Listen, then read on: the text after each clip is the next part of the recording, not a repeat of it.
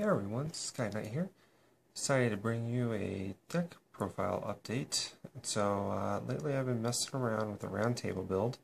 So I've kind of gone away from the Madrot drop deck. So I kind of wanted to bring you the updated version, especially since I got the new swag in, the new box sets and everything. So without further ado, let me begin. So to begin off, I'm running actually 3 Merlins. And the reason I'm running 3 Merlins is, one, it's a great search engine. 2, the secondary effect just gives Noble Knights an excellent OTK capability. But the other reason I'm running 3 Merlin is because I'm actually only running 2 Madrots and 2 Boars. Just because the deck's pretty tight as it is, so I figured out this is probably one of the best ways to get around that, especially since I'm able to recycle a lot of my Noble Knights, and that within the round table you're able to do a lot of different combination plays and everything, so you actually don't have to worry about, going into Madrot to actually use a special summon to go into a bunch of your plays. You have a variety of different ways to go about that. Then I'm running 1 Bedreer. So basically, when you have those dead hands, since you do have a lot of search power to search out monsters and everything, you can search out Bedreer and dump a Noble Arms into the grave, so you can actually start getting the engine going and everything, because like you start Xyz and you'll be able to bring in that Noble Arms, as well as having the switch capability adds on to the OTKs. Then I'm actually running one Gwen, then 1 Noble Knight of Black Lanzalan, 1 Bolshevik, 1 Dresden, 1 Ichitar, then running the 2 Queens, and then I'm actually running 1 Lake. I am not running the normal King Artorias, but with all the level 5s that are out there and everything, this makes it very easy to still go into Noble Knight. And then to round out the monster count, I'm running the 1 Brothers. So for spells, running the 1 Round Table, then running 2 of the Last Chapter. Last Chapter is just overall it's a great card, because if you do lose your normal summon, this gives you a rebuttal capability to bring back your monsters. Especially some of the plays I've been going off with is, if I lose my drop but I still have Noble Arms in the card or in the graveyard, I'm able to use Last Chapter and bring it back and then go into King right away. And then for the arms, I'm running the 1 Gallatin, 1 Aphrodite, 1 Caliburn, 2 Destiny, 2 Excalibur. That's pretty standard. Then you got, of course, the 3 Rotas. Then I'm only running 2 MST, so you clear out the back rows, but of course running the 3 Lances. Then rounding out, I'm actually running 3 Vanity's Emptiness. This format is so special summon heavy, especially with all the meta out there, as well as Cleaforts do it to some extent, especially the RTK, so it's able to kind of stall that, but it's overall a great card, especially if you're able to get your good beat stick out there and then put this, especially with King. This just makes King Lock even more devastating. And then to round it out, I'm running the 2 Breakthrough skills to basically take away skills, and especially on your play or on your side, if you have playing against a Winda, taking away its special summon capability or negating it, so you're able to go into your other plays, as well as being able to block other cards from going off and wrecking you. So it is 40 cards. So the extra deck, running the 1 Ignoble Knight of High Lanzalan. Glad to have this back. It's a great search engine, especially if you're able to get this card off. You're able to actually search out Round Table to actually start getting your engine going. Kind of piggybacking, I'm only running the 1 Round Table.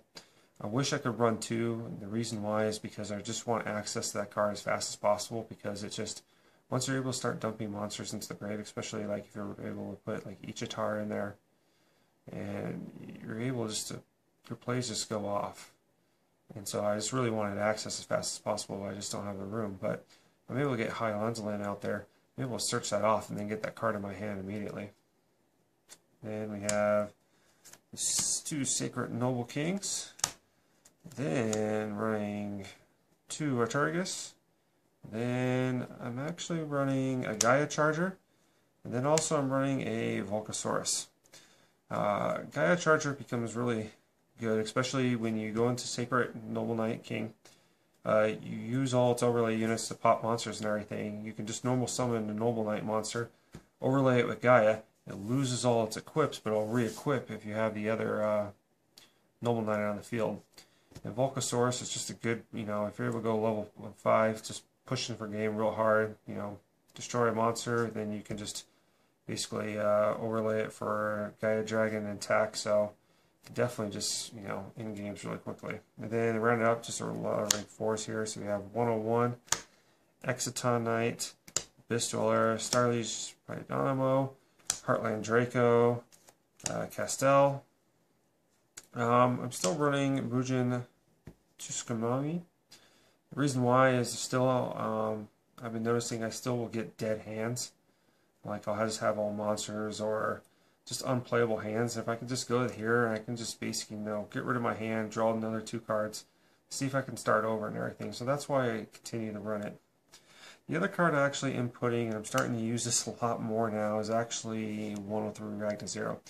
Originally was playing this against, Fire Kings, Fire Fists, just because of their power increase by all the Fire Fist formations and everything. But I was looking for a solution for Qliphorts. And actually, because when they power up and everything, it's a power increase, which actually falls into favor for Ragna Zero because you're able to use its ability during your opponent's turn, which is really nice. So you're able to kind of show off your play, especially if they special summon the once. So I'm liking it. I'm still testing it and everything. I still don't feel too comfortable with the Qliphort matchup, just because if they just OTK you, then you just can't do anything about it. As for side deck, still a work in progress and everything, but I'll let you know what I have here. So I have the 1 Alfredaris. Sometimes you just got to get rid of the back row, so I'll just interchange that with one of the Noble Arms, so I can just be able to take out a lot more back row. And then I have the 2 Night Beams. Basically for your Burning Abyss matchup, because of all the chainable trap cards taking those cards out of play without them triggering. So I still really like it as well. It's just being able to get rid of the back row. Then I have the 3rd MST. The 1 Raigeki. Just rogue decks. I mainly use it for in case something comes up and I just need to get rid of it. 1-Dimensional Fissure, especially for light swarms out there. I actually have been teching this in a couple times against, Burning Abyss, Shaddolls, just so I can get rid of their just banish their monsters without them triggering their effects and everything. So then I have the 3 Shadow Imprisoning Mirrors, with both Burning Abyss and Shaddolls being dark monsters. I need to be, shutting off their effects is just very powerful. So that's why I have that. Then I'm actually sighting in 2 Royal Decree. I'm seeing a lot more back rows within this format so far, especially with Qliphorts out there running skill drain and everything. Sometimes this is the best thing to do, is just to shut off all the traps altogether, and then it really suits Noble Knights really nicely. The other cards I'm running is Time Space Trap Hole. I kind of did a video of this. I really like this for Qliphorts, being able just to shuffle their monsters back into the deck, and every time I'm able to pull this off against them, it's pretty much GG at that point. It also works really well for the other decks, just because if you're able to just put their monsters back into their main deck, they're not going to get their effects, and it really helps your matchup in particular. Then my other 2 check choices is I'm running Deep Dark Trap Hole, especially with Qliphorts and the Burning Abyss, or not Burning Abyss, I apologize, Shaddolls. With Shaddolls getting the new El Shaddoll fusion, they're able to just fusion summon all the time and everything, and I would love to run multiple copies of it. I just don't have any room, or I might have to take something out. But with just, them going into level 5 as well as the Qliphorts and everything, this just banishes it. And the great part about it, this is, especially for Qliphorts, this card says affect monster or monsters. So at one turn, if they decided to special summon or pendulum summon all their monsters, you could just flip this and then take out and banish all their special summon monsters all at once. And then the other one I'm running is this Full House, more back row hate. Since you have all the equips, you're able to pop them and they'll re-equip and everything, as well as I like using it as a check choice against Spellbook of Prophecy. So that's what I have updating. I'm really liking this. Really liking the round table build a lot more. You know, originally I made a video, my first profile of just kind of a rank 4 spam deck out there, thinking that was the best way and everything. But with the new support, actually, the deck becomes more and more viable because you have more search options. It becomes more consistent, and I think this just makes Noble Knights even more stronger. And then being able to actually use all the Knights ability just adds on to it. So tell me what you think. What you think about build?